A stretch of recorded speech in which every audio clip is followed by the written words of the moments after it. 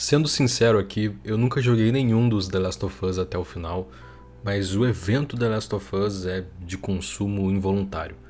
Ele já atingiu uma proporção em que se constrói e, entre aspas, se joga muito além do console. Não só por todas as outras mídias que foram lançadas, como quadrinho, podcast, agora série, mas em todo o material feito gratuitamente por uma comunidade profundamente engajada, entre artes, fics, teorias e discussões incansáveis em fóruns e redes sociais. De forma que a saga hoje é essa grande rede intermediática que pode ser explorada de várias formas diferentes. Ela chega em mim também, por assim dizer, desde 2013, quando a demo do jogo foi lançada.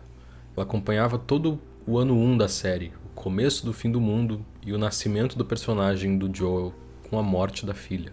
A impressão que ficava na época era de susto com o novo salto assustador que a indústria estava dando, com a criação de uma experiência de jogo cinematográfica num novo patamar, com um poder expressivo maior do que nunca nos personagens na captura de movimento, possibilitando transmitir subjetividade emocional maior dos atores e se adequar melhor a toda a proposta de criar um mundo ultra realista e ultra naturalista. Junto com isso, a agência do jogador, característica mais definidora da mídia que é o jogo, era também mais tutelada do que nunca. Passava para um plano mais incerto. O jogo não era antecipado por causa da forma de se jogar. Os elementos de combate mais stealth ou de criação de itens e por aí vai eram populares na época e iam fazer parte do jogo, mas parecia que não faria tanta diferença mudar algum desses elementos. O caráter cinematográfico que era a grande característica do jogo e fazia ele ser tão antecipado. A série da HBO que está saindo agora é mais um capítulo, mais uma dimensão do multiverso The Last of Us. O começo do primeiro episódio repete um pouco a sensação que se tinha lá na demo do primeiro jogo, de susto. Dessa vez com o realismo do realismo, a similaridade extrema com que algumas partes do jogo, já extremamente parecido com um filme, são trazidas para a televisão. Toda a parte dentro do carro, por exemplo, parece uma cutscene para introduzir o mundo caótico que o jogador está prestes a assumir. No jogo, o jogador se sentia como a criança, sendo totalmente guiado, sem entender o que estava acontecendo e tendo um controle que se limitava a virar a câmera e ver uma perspectiva diferente do caos, de forma passiva, sem conseguir evitar que nada daquilo aconteça enquanto espera o desenrolar da tragédia.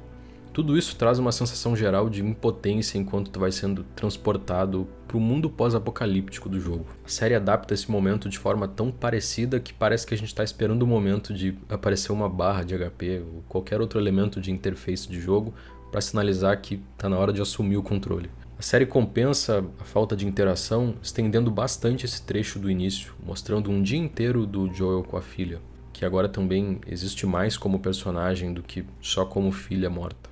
A menina pega o relógio quebrado do Joel e conserta para dar para ele de aniversário. Ela faz isso com o dinheiro dele mesmo, mas como ela fala, não faz diferença porque o ponto é que ele nunca ia fazer isso sozinho.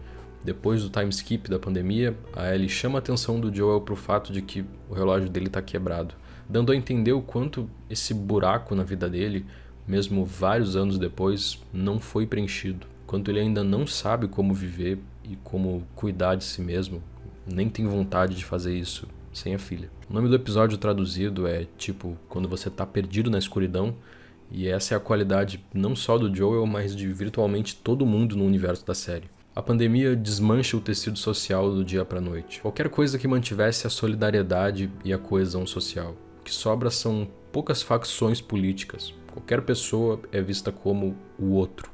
O encontro com outra pessoa é sempre marcado pelo medo, pela tensão, até mais do que o encontro com os zumbis. A maior ameaça possível vem dos outros humanos, naquele cenário de ultra-individualismo quase selvagem.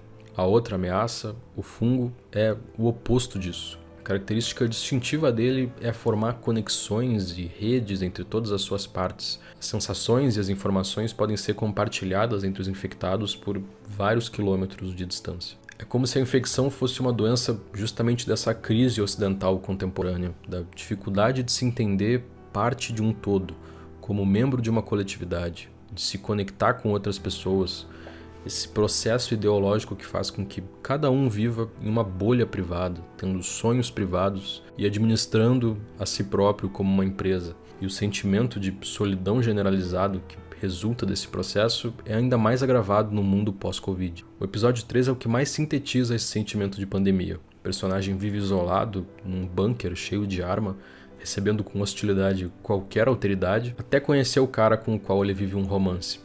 Ainda que isolados nessa área fechada, com arame, cheia de armadilhas para quem vier de fora, os dois mantêm um paraíso frágil que parece quase impossível no meio daquele inferno. Não é ideal e só consegue existir porque se mantém artificialmente separado de toda a desgraça em volta, mas é real e comunica com essa busca por uma felicidade frágil no meio do caos que muita gente sentiu durante a pandemia. No contexto mais amplo, por outro lado, não se tem esperança quase nenhuma. Como diz o cientista no começo da série, a humanidade, diante da ameaça do fungo, perde. Ninguém consegue enxergar sequer um motivo para acreditar numa mudança. Vide a ideia do Joel de que o mundo já acabou e que ele só se mantém vivo por aqueles que considera como família. A Ellie, sendo imune ao vírus, carrega com ela a possibilidade de salvação, caso se use dessa informação para se criar uma vacina.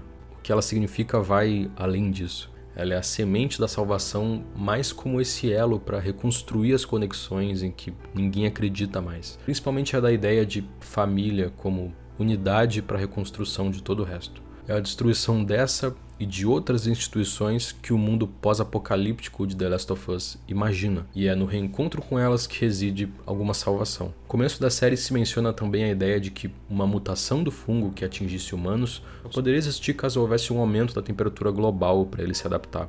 O mundo apocalíptico no qual a Ellie nasce é uma herança do descaso ambiental, no qual se projeta a culpa meio abstratamente numa geração do Joel, como se a destruição ambiental que levou à catástrofe do vírus fosse sintoma da falta de coesão social e de produzisse uma resposta a esses problemas ambientais. A tragédia humanitária ali que a série aborda não é causada pelo fungo, é mais potencializada por ele. Mais um motivo que coloca nesse personagem soturno e carregado de culpa a ideia de que ele tem o dever de proteger a Ellie e conduzir ela segura até onde ela precisa ir. Individualmente para pagar pelo erro de não ter conseguido proteger a filha e simbolicamente para pagar pelo erro coletivo que parece se atribuir à geração dele pela mudança climática, assim como pela destruição dos valores e instituições que se reflete no planeta abandonado, no mapa dos Estados Unidos que vai sendo desenhado pelo fungo na abertura da série. Obrigado pela atenção, meu nome é Otávio e eu só queria lembrar para não esquecer de dar uma olhadinha na nossa campanha no Apoia-se. Ela é o que mantém esse canal de pé, rola muita recompensa legal, conteúdo adicional, grupos. Dá uma olhadinha ali no link na descrição que tá tudo explicado melhor.